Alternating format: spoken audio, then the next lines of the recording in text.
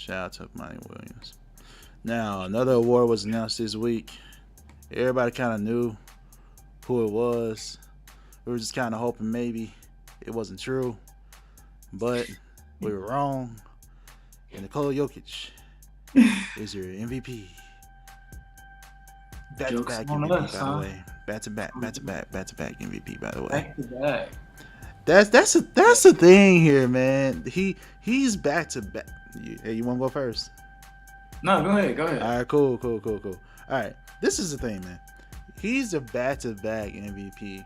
You don't hear about back-to-back MVPs unless you're talking about the greats of the greats, man. We're talking about Steph, LeBron, the greats of the greats. When I think of Nikola Jokic, I don't even think he's the best center in the league. I don't think he's the best center in the league. He's one of the best, yeah. But is he the best though? Okay, let me ask you: Is he the best big man in the league right now? If Joel Embiid is healthy, then no. That's what I'm saying. So, like, say you do a draft, right? One of the first centers you're drafting is like, I think you'll draft Joel Embiid. Now, you can argue. Now, Jokic should arguably be second for sure. Yeah. But let's expand that to front court. You know, and if I'm picking front court, I mean, you got plenty more players then, right? These are players that can play the power forward or the center, right? Yeah. Now, some means LeBron's in there. He can play power forward, center if you want to. He can play all positions basically. Kevin Durant, Jason Tatum, Giannis. I mean, I ain't say Joel yet. I'm getting to Nikola. I mean, I'm just saying. Yeah. The fact that a lot of this has to do with analytics, apparently. And Jokic had a great season, though. He had a great season this year, though. Yeah, of course. The first player in NBA history to have, I forgot again, but so many 1,000 points, 500 assists, and 500 something. I forgot. Sorry, that's bad on my part for being a basketball head, but not remembering the exact thing. But he was the first in NBA history to ever do that, though. So I give him props for that. But back to back though, and I mean, who was your MVP? Oh, Joel Embiid.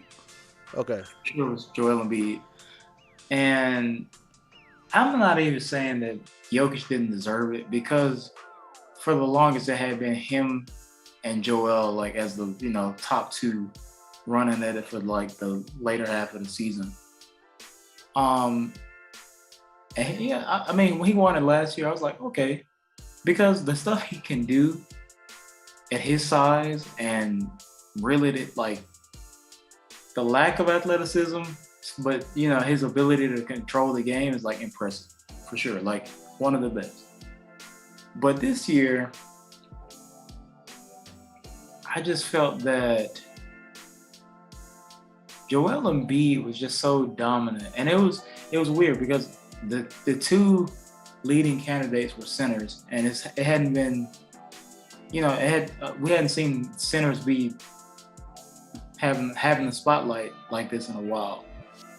But Joel Embiid was just so dominant to me this season, like with his scoring. And Jokic, he can impose as well too. I think he averaged like 25, 26, 12, and the assists are where he's like different from pretty much everyone else. But I didn't think that his team was kind of mid to me with where they ended up in the playoff ranking. I don't think anyone really expected them to go far in the playoffs. And it's not on Jokic for that. I'm not saying that's his fault, but when I look at what he was able to do, it was like kind of like what he had done before in the same season. And not to say it was great what he does, but I feel like Joel Embiid was on a different level. And I feel like he should have gotten it. But it's no slight, no disrespect to Nikola Jokic because he's if he's not the best center, he's the second best center, in the league to me. And I would pick him, like, he would be my second choice if I had a healthy Joel Embiid, I'm picking Embiid. But if Jokic is a great second to me. I mean, to me too. No knock on his skill. He's definitely one of the most skilled centers. An amazing passer. He can shoot. Yeah. He can do it all. He can do it all. He got some inside game as well. He can do it all for sure. And the fact about where he was drafted into where he is now, that says a lot about him. So have a lot of respect for him. I really do. Yeah. So, but the good thing to know is this: he's not going to be MVP ever again. Most of the time, once you get back to back, retire to you. We're gonna look for somebody else, unless you just do something where we just can't ignore you. But I feel like we're not gonna have to worry about this for a while. I mean, even Steve Nash got back to back MVPs. So yeah, it is what it is. It is what it is. But I don't consider, when you say back to back, I consider him more that, I guess, that Steve Nash tier than like a tier of like Steph. Because Steph is like, yeah. LeBron is like, yeah. Nikola, yeah.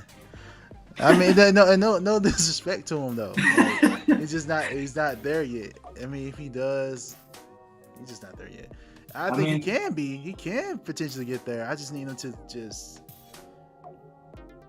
Yeah, I mean, it's certain. It's just certain. A certain player said that it's very deserving that he got. He was very deserving of the award, but it's also about who the media likes for that year. And I'm kind of understanding now that it's more so of that plays a big part in today's award process. So it does, because they vote. It's the media that votes it. I don't know. And that's another conversation we can have one day about what could they do, because the players aren't the best voters either. Honestly, we can look into the All-Star game for that. Like, how do you not vote for LeBron or KD? They first allowed players to vote. Like a few hundred did not vote for LeBron, and 100 or so did not vote for KD. When they should have got in. So it's I don't know. We have to have that discussion one day for sure.